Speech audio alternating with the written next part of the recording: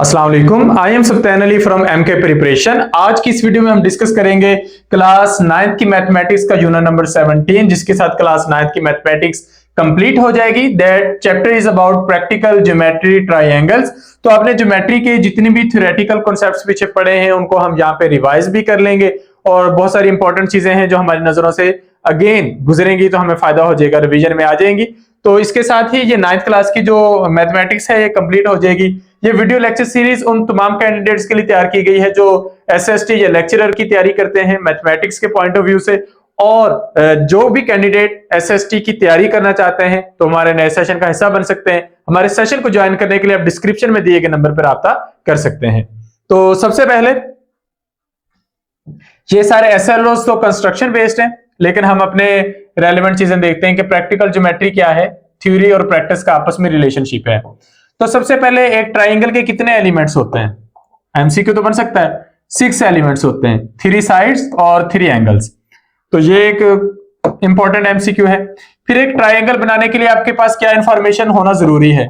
या तो आपके पास 2 साइड्स और इंक्लूडेड एंगल का डाटा हो, या फिर एक साइड और 2 एंगल्स का डाटा हो, या फिर आपके पास 2 साइड्स और एंगल जो उनसे ऑपोजिट है उसका डाटा हो। तो उस सूरत में आप क्या कर सकते हैं कि आप एक ट्राइंगल कंस्ट्रक्ट कर सकते हैं। ये आगे उसकी कंस्ट्रक्शन दी गई है, लेकिन हमने अब यहां पे करके तो दिखाना ही नहीं, एमसीक्यूज में भी ये चीजें नहीं आएंगी तो हम उसको इग्नोर कर देते हैं।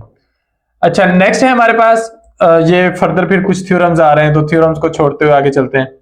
प्रैक्टिकल एक्चुअली एग्जांपल्स हैं, ये भी हमारे काम की नहीं है तो इनको भी हमने स्किप करना है। यहां पर आ जाते हैं concurrent lines and point of concurrency. इसमें कोई इंपॉर्टेंट इंफॉर्मेशन स्किप नहीं हुई जी, कोई भी इंपॉर्टेंट इंफॉर्मेशन इसमें नहीं थी तो हमने सारे को स्किप कर दिया।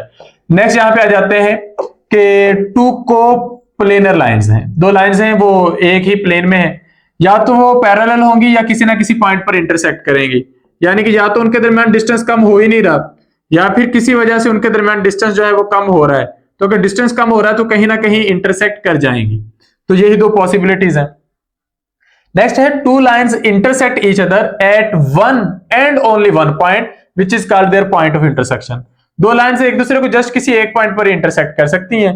3 या 3 से ज्यादा लाइंस हो तो वो एक जगह इकट्ठी अगर हो रही है तो उसको कॉन्करेंट कहते हैं, उनका पॉइंट ऑफ कॉन्करेंसी कहते हैं, अगर वो एक ही पॉइंट से गुजर रही हो। नेक्स्ट है हमारे पास to draw angle bisector of a triangle. Angle bisector क्या है? एक ऐसी लाइन जो किसी ट्राइंगल के एंगल को 2 बराबर हिस्सों में तकसीम कर दे, उसको हम एंगल बाइसेक्टर का नाम देते हैं। नेक्स्ट है हमारे पास अ परपेंडिकुलर, ये अल्टीट्यूड ऑफ ट्राइंगल की डेफिनेशन है। एक परपेंडिकुलर जो हम ड्रा करते हैं from a vertex of triangle to its opposite side. तो ये वर्टेक्स है और वर्टेक्स से ऑपोजिट साइड पर ये अगर हमने ड्रा कर दिया तो इसको हम अल्टीट्यूड का नाम देंगे। ये 90 डिग्री के एंगल पे होता है, राइट एंगल पे होता है। नेक्स्ट है राइट बाइसेक्टर या परपेंडिकुलर बाइसेक्टर की डेफिनेशन, कि एक ऐसी लाइन जो परपेंडिकुलर हो किसी भी लाइन सेगमेंट पर और उसको 2 बराबर हिस्सों में तकसीम कर दे। तो जो अब इसको 2 बराबर हिस्सों में तकसीम करेगी वो इसकी परपेंडिकुलर बाइसेक्टर या राइट बाइसेक्टर होगी। तो ये लाइन सेगमेंट है, इसने 2 बराबर हिस्सों में तकसीम कर दिया तो ये आपका राइट बाइसेक्टर है या फिर परपेंडिकुलर बाइसेक्टर है। अच्छा, नेक्स्ट है हमारे पास line segment joining the mid point of one side of a triangle to its opposite vertex is called median.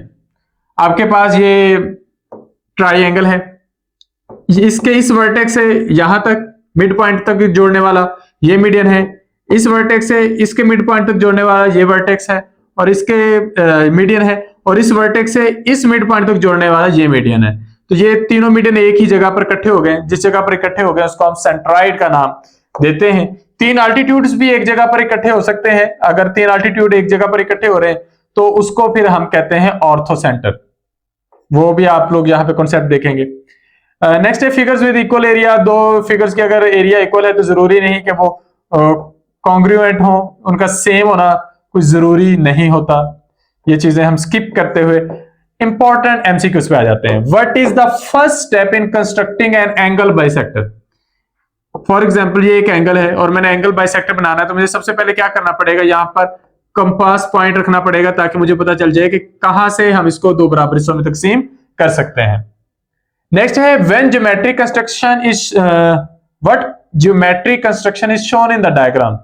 ये डायग्राम में ये एक आर्क ये बनी हुई है, ये उसके ऑपोजिट आर्क बनी हुई है, और ये एक लाइन है जो उनको बराबर हिस्सों में तकसीम कर रही है। तो ये लाइन क्या है, यह लाइन हमारे पास एक बाइसेक्टर है, एक परपेंडिकुलर है जो इसको इसमें से गुजर रहा है, तो इसे हम परपेंडिकुलर कहेंगे। पहला ऑप्शन था a line parallel to a given line, ये तो हम नहीं कह सकते, दो लाइंस तो नहीं ना अकेली बनी हुई। एन एंगल बाइसेक्टर, कौन सा एंगल है जिसका यहाँ पे बाइसेक्शन हो रही है, तो वो नहीं है इसमें। An angle congruent to a given angle, तो वो भी यहाँ पर नहीं है। किसी हद तक बना भी सकते हैं कि this angle is congruent to this angle, लेकिन फिर उसके लिए बाइसेक्शन होना लाजमी है, तो यहाँ पे जो बेटर आंसर है वो परपेंडिकुलर का है। A line segment joining the mid point of one side of triangle to its opposite vertex. अभी हमने पढ़ा है कि कोई भी ट्राइंगल है आपके पास, फॉर एग्जांपल ये आपके पास एक ट्राइंगल है, तो इसके वर्टेक्स से जो ऑपोजिट साइड है उसके साथ जोड़ने वाली जो बिल्कुल सीधी लाइन आप 90 डिग्री के एंगल पे बनाएंगे, उस लाइन को हम क्या कहते हैं, उसको अल्टीट्यूड का नाम देते हैं। ये हम कई तरह से बनाते हैं, वो डिपेंड करता है ना कि ट्राइंगल कैसी है आपके पास। तो अगर ये ट्राइंगल है तो इसका ये अल्टीट्यूड इस तरह बन जाएगा। You are looking at a triangle whose orthocentre, orthocentre वो जगह जहां पर उसके तीनों अल्टीट्यूड इकट्ठे हो रहे हैं, सेंट्राइड वो जगह जहां पर उसके तीनों मीडियंस इकट्ठे हो रहे हैं, या सर्कम सेंटर उसके जो बाहर सर्कल बन रहा है। अगर वो सारे एक ही पॉइंट से जुड़े हुए हैं तो हम उस ट्राइंगल को क्या मानेंगे, हम उसको इक्विलेटरल ट्राइंगल कहेंगे जिसकी सारी साइड्स बराबर है। नेक्स्ट है the centroid of a triangle divides the medians into the ratio of, तो ये सेंट्राइड जो होता है ये 2:1 की रेशियो में डिवाइड करता है। A line which is perpendicular to a line segment at its mid point is called, एक लाइन है वो एक लाइन सेगमेंट पर परपेंडिकुलर आ रही है और आ भी उसके मिड पॉइंट पे रही है, ठीक है, तो उसको फिर हम उसका बाइसेक्टर कहेंगे, परपेंडिकुलर बाइसेक्टर का नाम देंगे। नेक्स्ट है the point of intersection of bisectors of angles of a triangle is equidistant from, ये इसकी साइड से इक्विडिस्टेंट होगा। जो पॉइंट ऑफ इंटरसेक्शन होगा बाइसेक्टर्स का एंगल्स के हिसाब से वो साइड से इक्विडिस्टेंट होगा, क्योंकि साइड्स के हिसाब से तो एंगल से इक्विडिस्टेंट पे होगा। नेक्स्ट है अल्टीट्यूड्स ऑफ अ ट्राइंगल, एक ट्राइंगल की जो अल्टीट्यूड्स होते हैं वो कैसे होते हैं, are they equal in length, are they equidistant from the vertices, ये दोनों जरूरी नहीं है, दे आर कॉन्करेंट, बिल्कुल कॉन्करेंट होते हैं, किसी एक जगह से तो उन्होंने इकट्ठे जुड़ना ही होता है। आर दे परपेंडिकुलर बाइसेक्टर्स, नहीं, पर बाइसेक्टर तो नहीं होते अल्टीट्यूड लाजमी तौर पे। नेक्स्ट है अगर आपको 3 एंगल्स दे दिए जाए किसी ट्राइंगल के, तो कितनी ट्राइंगल्स बनाई जा सकती हैं, इनफिनिट, क्योंकि आपको एंगल दिए गए हैं, आपको उसकी साइड्स की लेंथ नहीं दी गई, आप हर दफा थोड़ी थोड़ी लेंथ बढ़ाते जाओ, जितनी मर्जी ट्राइंगल्स बना दो। नेक्स्ट है the point of intersection of perpendicular bisectors of the sides of a triangle is equidistant from the dash of the triangle. अब ये हमारे पास जो मैंने अभी आपको बताया कि अगर जो बाइसेक्टर्स हैं वो एंगल्स के पॉइंट ऑफ व्यू से हैं तो वो साइड से इक्विडिस्टेंट पे होते हैं, और अगर वो साइड्स के पॉइंट ऑफ व्यू से हैं तो फिर वो एंगल्स से इक्विडिस्टेंट पे होंगे। तो इसका यहाँ पे क्या है, the point of intersection of perpendicular bisector of the sides of a triangle is equidistance from vertices of the triangle, वो वर्टिसेस से इक्वल डिस्टेंस पे होंगे।